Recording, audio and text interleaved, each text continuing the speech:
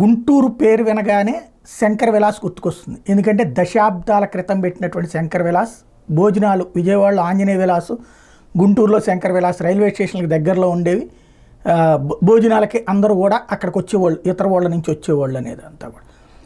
సరే, ఇప్పుడు ఆ రుచి అట్లాగుందా లేదా ఆ రోజుల్లో అంటే అప్పుడు తిని ఇప్పుడు తిన్నోడిని కాబట్టి ఆ రుచిలో 10వ వంతు కూడా ఇప్పుడు ఉండట్లేదు, కానీ ఇప్పటికీ ఫేమస్. అయితే శంకర్ విలాస్ ఫ్లైఓవర్ అంటారు అక్కడ ఉన్నటువంటి ఫ్లైఓవర్కి. ఇప్పుడు దాన్ని కేంద్రం నిర్వహించడానికి ముందుకొచ్చింది.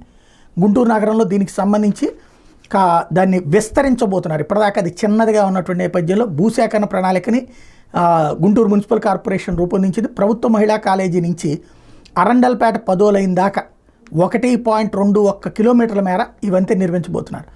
ఇందుకోసం మ్యాప్ రూపొందించేశారు. వంతెనకి ఇరువైపులా 7,324 చదరపు గజాల స్థలాన్ని సేకరించాలి. దీనికి గాను 121 నిర్మాణాలని తొలగించాలి, అంటే కూల్చేసి అవి అక్కడ రోడ్డు విస్తరించాలి. 2 వైపులా 30 అడుగుల వెడల్పుతో సర్వీస్ రోడ్లు నిర్మించాలి. నగరంలో కీలక వంతెన అయినటువంటి దీనికి R&B అంచనా ప్రకారం నిర్మాణం 108 కోట్లు. దీనికి రైల్వే శాఖ ఖర్చు పెట్టడానికి రెడీ అయింది. రైల్వే శాఖ తరపున 50 మీటర్ల మేర వంతెన నిర్మించాలి. ఇందుకు అయ్యే అంచనా 20,85,00,000. మిగిలింది కేంద్రం మంజూరు చేయాలి.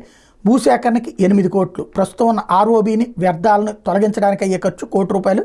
విద్యుత్ తీగలు, మురుగు కాలువలు, ఇతర భాగాలకు చెందిన వాటిని తరలించి మరో చోట ఏర్పాటు చేయబోతున్నారు. ఇది ఓవరాల్గా కేంద్ర ప్రభుత్వమే మొత్తం కట్టడానికి గడ్కరీ ఓకే చేశారు. ఏదైతే గుంటూరు ఎంపీగా పెమ్మసాని చంద్రశేఖర్ ప్రత్యేకించి ఇనిషియేటివ్ తీసుకున్నటువంటిది అవుతుంది అది.